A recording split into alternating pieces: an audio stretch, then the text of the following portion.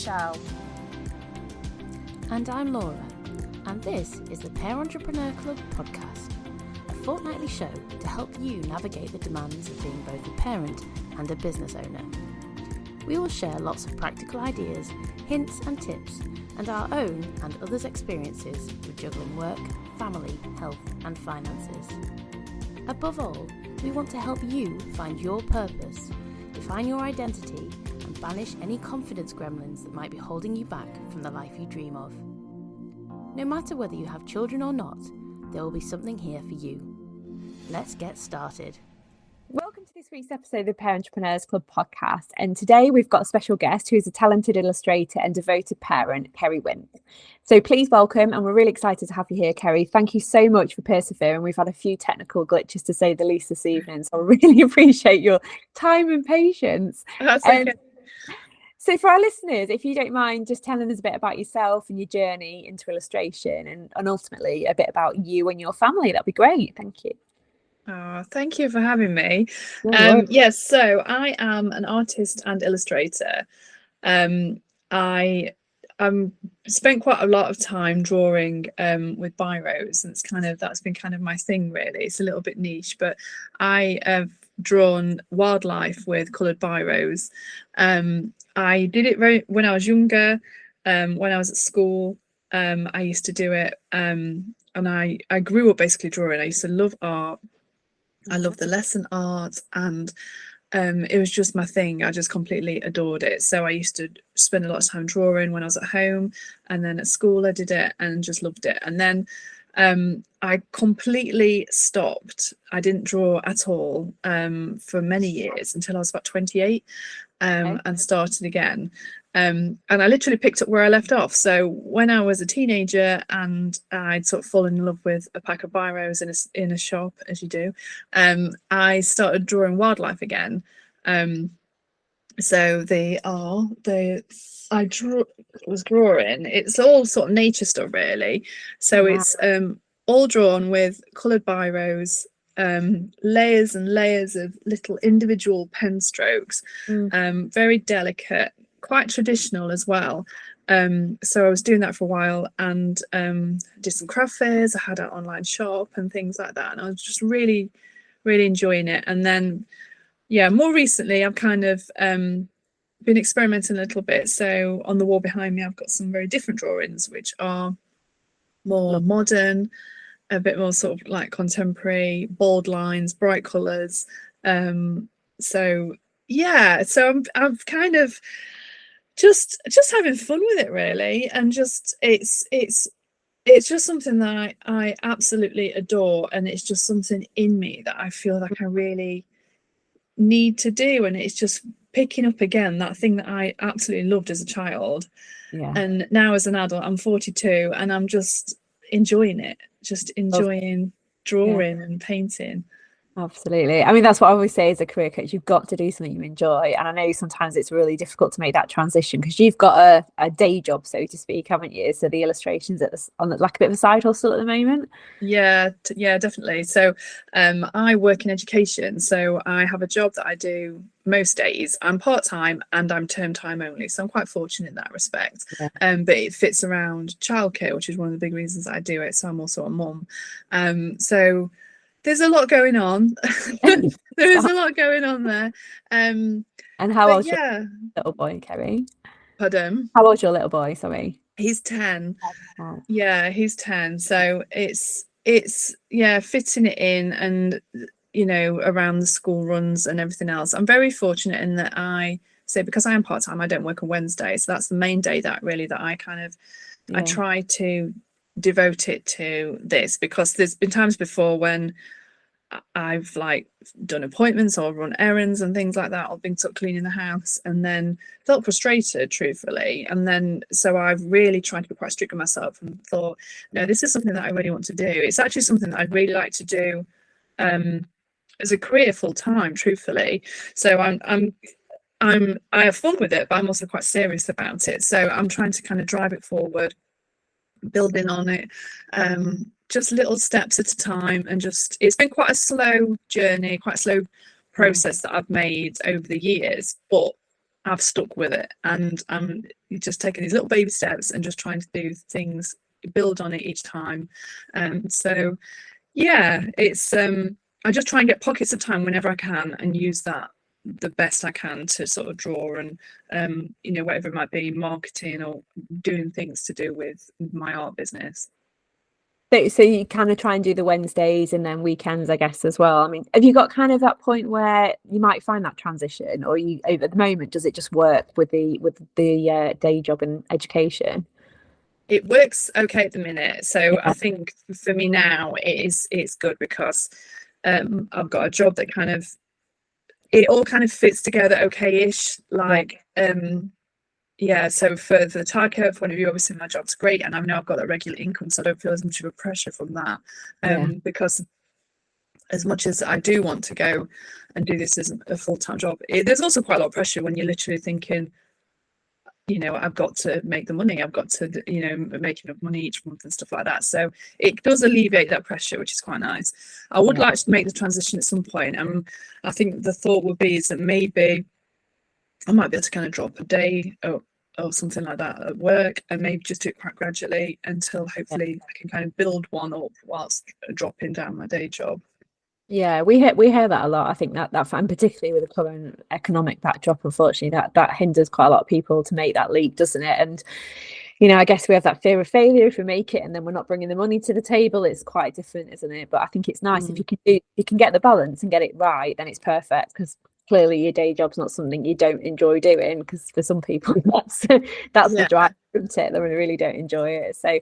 So how do you balance it with family life? I mean, obviously you've got these two very demanding, one a huge passion piece, but I think you're probably giving it a bit of a downplay because you are smashing it, and we'll come on to talk about a bit of that. But how do you do that and balance that with family life? It's hard. It's hard. Because I draw on a Wednesday generally, and then sometimes weekends and things. But as happens, other stuff gets in the way, and you're trying to be a good, not just a good parent to my child, but I'm also trying to be a good, daughter and sister and friend and partner and all these things. So it is difficult, and I don't know if I ever really feel like I truly do get a proper balance. I always feel like it kind of tips one way or another. Occasionally I kind of feel like, oh, this is really good, I've got this under control, and I'm doing this, and I'm spending time with Joe and with my little boy, and I'm drawing, and I've got this, and everything's good. But it only lasts so long, I tend to find. It only lasts so long, and then things kind of crop up, and sometimes I can be drawing, and I have got a bit of a my mind's sort of playing games with me a little bit, thinking, oh, maybe you should be doing this, maybe you should be running that errand, or doing this thing, doing something else. And particularly because I think some people could perceive what I'm doing as maybe a bit indulgent. It's just think of it as play. In some ways it is play, but I think play is a good thing even if you're an adult. But it is important, and like I say, I'm quite serious about doing this, so I need to devote that time. But I can still have those thoughts and thinking, oh, maybe I should be doing this instead, or maybe I should be, doing housework and things like that. So I have to kind of fight against it and but I do think it is very, very hard to get that balance. And I don't know if it ever really is that achievable, truthfully, because I know for me personally, it only takes a few like family birthdays or things to crop up, or a few appointments, or and you just suddenly feel a bit out of whack. And sometimes I can feel a little bit overwhelmed. I can feel that every now and again, and I know that is often a sign that I need to maybe cut back on a few things, take it a little bit easier, try not to be rushing around as much, because sometimes I think we all try and do a bit too much. We try and multitask a bit too much, and then you can just feel frazzled and not great.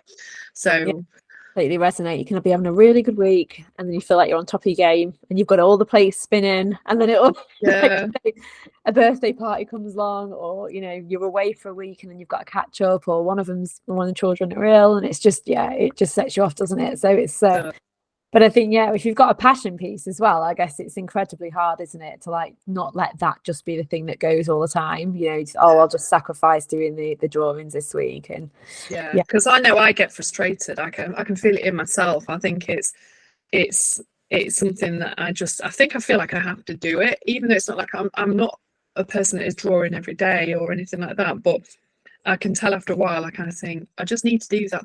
It's the thing for me. I need to do it, and then it's something, because as a creative person I just think I just need to have that time and just do it. So you said about the indulgence side, and some people might say that, but I mean, you've made a bit of a commercial side of the business already, haven't you? So can you just talk us a bit about that and how that's kind of come to fruition? Yeah, so I was doing more kind of in-person things, really. I was doing craft fairs and things like that. I did have my online shop, and just starting to get some traction, really, I suppose, with my wildlife drawings. And then COVID happened in 2020, and you know, obviously so many things changed, but for me, I was sort of to look more online, and it was something I was going to do anyway. I wanted to kind of explore different opportunities that might come up for my work. So I was looking at greetings card companies, looking online, seeing who accepts submissions, and I came across Thoughtful, and they're a greetings card company. But I could tell quite quickly that what I was doing maybe wasn't that well suited, because a lot of Thoughtful is very colourful, funny, topical cards, and I was like, yeah, mine's not really like that. So what I decided to do was to create something more along those lines. So I just did something a bit different and did that kind of thing. So I started creating cards like that, a bit more graphic design, and I created a different brand entirely. So I created a brand called Card and Cake. So yeah, if you look on Thoughtful or look on Scribbler on their websites and you type in Card and Cake, you should get some of my cards come up there. Yeah, completely different to wildlife, completely different to like the bright drawings that I've been doing. It's just another thing I did, really, and I've been doing, and it's great because it's something that I make money from. It feels like a nice sort of tangible thing. As a business sort of venture, it is something that's bringing me money. It's an income stream, so I get royalty payments for every card that's sold. And it's been great. It's been wonderful. They're really good companies to work for, and yeah, it just sort of ticks along in the background while I'm still, you know, in my day job or drawing and doing other things. I get money every month, and some of the cards have been selling for 2-3 years now, and they still sell and I still get money. So it's amazing. It's really good. Absolutely perfect place to be with that, isn't it? Yeah, I love it. I want to keep doing it for sure. It's just I mean, I have all these ideas as well, and I'm like, I want to do this, and I want to do cards, and I want to do everything. Well, that was one of my questions. Like, what is the future for you guys? It's like, obviously, the diversification that you've already done, like with COVID, and it sounds like you've got so many ideas. Have you kind of got a plan for the next sort of year, 2 years, or are you kind of going with the flow and letting it be a bit more organic?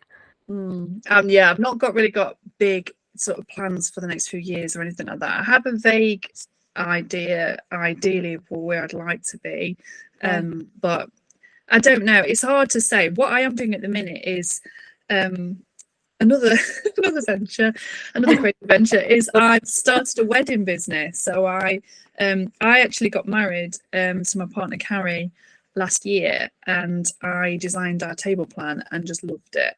I really loved it. I made our table plan. I made it, basically mounted these sort of watercolor floral designs on a vintage mirror and did that, and I thought it'd be a really lovely thing to offer to other people. So at the minute, I'm working on developing that more, and I'm actually working on my first wedding commission at the minute.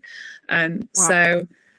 So I'm doing sort of a little wedding business that I'm setting up, because I think it's just a lovely thing to be able to offer people. It's something a bit different. It's a hand painted thing that is something that I can sort of provide sort of locally, hopefully, and I'm going to offer it online in the shop as well to people.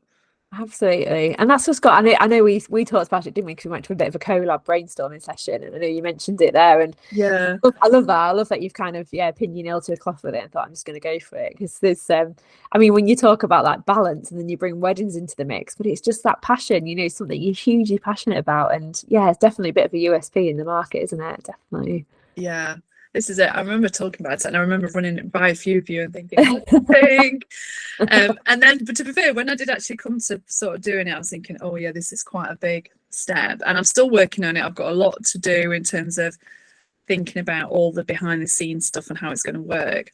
But yeah, I'm very fortunate that I've got my first wedding that I'm working on now, so I'm just kind of developing it at the minute, and I'm hoping that all of these things can kind of come together, and like I say, I will be able to I'm building up different income streams is what the approach I'm trying to take, and that this will be something that will be able to sustain me realistically in the future, and then that will be my way of earning money from it and being able to do it like ongoing for a long time, hopefully.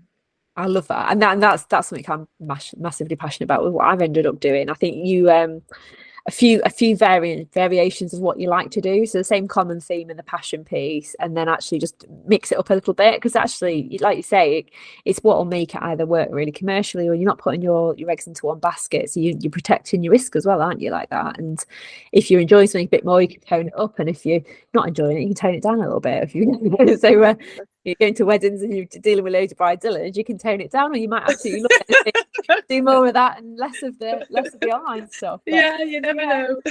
Absolutely. I think it's so nice to have that diversification in what we do, and I think that's the luxury being self-employed. So if you've got a good support system around you, because obviously you're doing so much and you want to do more, and obviously you've got your young son, how have you got much of a support network around you to sort of help that, or is it on you that this where you get this sort of stress from? My partner, she's lovely and she's very supportive, and when I was doing the craft fairs, I remember that I did one and she was sort of coming and helping sort of get everything in out the car and all of that. So yeah, definitely my family are really supportive. They know how much it means to me. In terms of physically getting the time, I co-parent Joe, so I do get time through that with his other parents, so that makes it a bit easier. But yeah, it is very difficult. I'm very fortunate to say, because I do have, although it's not huge chunks of time, I do have some bits of time. I find it harder to do things in the evening. I think I'm just more of a daytime person anyway, but I do find it a little bit harder in the evenings. My son's actually got additional needs and he doesn't always sleep very well, so the evenings can be a little bit more of a sort of a difficult time. Like, we're trying to be quite particular with his routine and keeping things quite consistent, and I'm trying not to be too loud, for instance, and things like that, because he doesn't sleep very well, so things like that can be, it's all stuff that it feeds into it, can be a little bit just managing it all sometimes, and sort of dealing with that can be just an extra level, really. Yeah, absolutely. And do you think parenthood's brought a different perspective onto you as a person, whether that's like your day job or the fact that this has been born out of maybe the parenting side of things? Do you think it's just brought a different perspective to your day job and your side hustle, so to speak? Yeah, I think it does a bit. I think for a lot of parents, I think you end up using your time a lot better, because you kind of think, what did I do before? Really? You kind of know you did something, but I was like, I must have had so much time just kind of wasting around. I don't know, but so I definitely think it brings about that sense of just utilizing your time well, although sometimes you still need those times to like just sort of sit with a cup of tea, sort of stare into space a little bit, because I think all that is important. It's still it's just your brain having a minute, isn't it, and processing things and stuff like that, so that is important. But it's just nice feeling, I think, that you can do that as well, so you can trying to be yourself and be a mom and show your child that you know what you're interested in and things like that, and show that side that you're a person and you've got that personality and things as well. Yeah, I love that. That's really true, isn't it? Like just being able to demonstrate to them that you're not just going to be content. I mean, I had parents who really despise their job. I mean, it was just like, don't go into this, don't go into that. But it wasn't really that kind of guide to say, well, it was. I was just so desperate to do something I was passionate about. I think, if you can role model that, it's amazing. Yeah, we call it the BC days in our house, the before children days, and we sometimes sit there in the evenings and like, what did we actually do with our and the perspective, it does definitely bring a different mindset of what you do from a career perspective and what you want to bring in. But it's that timepiece is hugely different, isn't it? And they like you say, I think I'm a massive advocate that you probably do have to find time, and time's a bit more definitive. But you kind of when I was in house, I recruited parents sometimes over anybody else because I knew they could multitask and manage the time quite effectively. So I think certainly when you're running lots of hustles, it's hugely important, isn't it? What do you do to switch off? When you've obviously got a little bit of downtime, if you get that downtime? So I do, because I would say, because a Wednesday for me is like the big sort of creative day, and then what I've started doing, and I don't do it, I have to admit, I don't do it every week. I try to, on a Tuesday evening, is because I'll have been work in the day, and then I often try and go sort of swimming or something, because I think that's quite, in itself, it's quite a lovely activity. You're in the water and everything, and it helps me to kind of sort of switch off a bit, and it's a bit of a reset, so I can I feel like I'm sort of switching from my education job and my office job, obviously working in that organization, into so just sort of having a reset and getting more into that sort of creative mind frame and stuff, ready for then when on the Wednesday morning I can kind of do what I want to do and concentrate on that. So that's the main thing. And then other things are just, I read, and it's just sometimes I just like watching slightly naff television. Come on, what do you watch then? What's your guilty pleasure? Oh, it's so embarrassing. I watched Towie. I watched Anyway Essex. That's not as bad. I thought you were going to say Love Island. No, I don't watch Love Island. I mean, when I'm on my own, I do watch slightly naff stuff, and I don't know, I just find it's quite, it doesn't take a lot of concentrating and stuff like that. And sometimes it's just nice to sit there with a bit of pizza and just watch naff TV. Yeah, absolutely. I say that in my house. You just need to literally be able to just look at it, don't you, and not really invest too much energy and time. So I really like the mindset idea. I think that's great. We're going to have to pick that up. I think that's such a good idea, like especially if you're doing that sort of non-career day on your day off midweek, like you switch into your side hustle. Mindset shift's a huge thing, isn't it? And it's very different when you leave the office on a Thursday and you've got a Friday off, so to speak. But I think midweek, and you're going into very much a creative mindset compared to something like the education sector. Yeah, there's something definitely to be had in that, isn't there? Just the fact that you get go for a swim, just completely do something to reset that mind for the next day. So because it can sometimes take me a little while, because it's trying to sort of think, okay, kind of get a bit more creative and stuff like that. And I put on particular music, and I can kind of faff for a little bit before I get going. But I think that the swimming kind of really does help me. Sort of shift gear a little bit. It is good. Yeah, that's fabulous. So it's been an absolute pleasure having you on. And before we just wrap up, is there any bit of advice or words of encouragement that you'd share with any other sort of working parents who might either aspire to turn some of their passions into a side hustle like yourself? I think go for it. Yeah. First of all, I think the fact that someone might have an idea of something means it is this part of you that wants to do it, even if it's just trying it, because it's there, it's maybe sort of trying to push through a little bit, and I think you'll never regret trying to try something like that, even if it's just a little thing that you just want to try and not do on a regular basis. But I think we all need something that is for us, and we all need something that is not just about work and the more sort of mundane aspects of life, like housework and things like that, and paying the bills and going to appointments and stuff. And it's easy to forget that as an adult. It's really easy to forget that. We know that children play, and we encourage children to be creative, and we often encourage children to be, going to sports clubs and, go to drama club or whatever, or just playing outside in the garden, and we really encourage that. And I think we kind of lose that as we get older, and it's a shame, but I think we still need it because it's the lovely, these are the lovely nice moments in life, and it's what we're all about. It's where I think your personality, your interests, particularly those that you did have as a child, maybe that you like, that's where it kind of comes out again.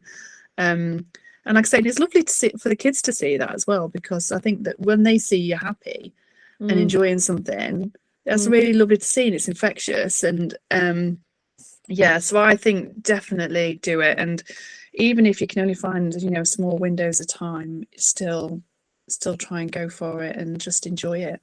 Yeah, that is such a good point. I think we all forget that, don't we? Those stuff that we either, the non-curricular stuff that we either do as we're growing up, and we just drop, don't we? When we get to adolescence, we'd rather be in town than going to ballet classes or whatever. So, do that. I love that. And then you've made a business out of something you're so passionate about. So, absolutely amazing. So, lastly, then, where can our listeners find your amazing illustrations and connect with you online?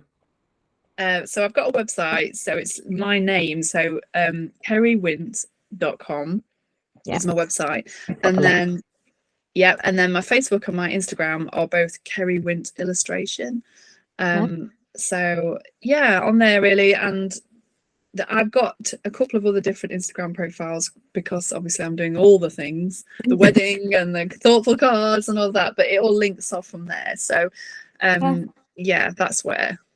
We'll be sure to put those in links as well. So we'll put all of them on there, because I'm sure people will be intrigued to go. And particularly if you're local to Lincoln, I'm guessing the wedding thing will be super definitely. To go into the summer. Thank you so much, Kerry, for sharing your inspiring journey. And it's been great to have this conversation. Some really, really insightful conversation points. And thank you again for the patience at the start with the technology as well. It's these things that set to test us as entrepreneurs as well.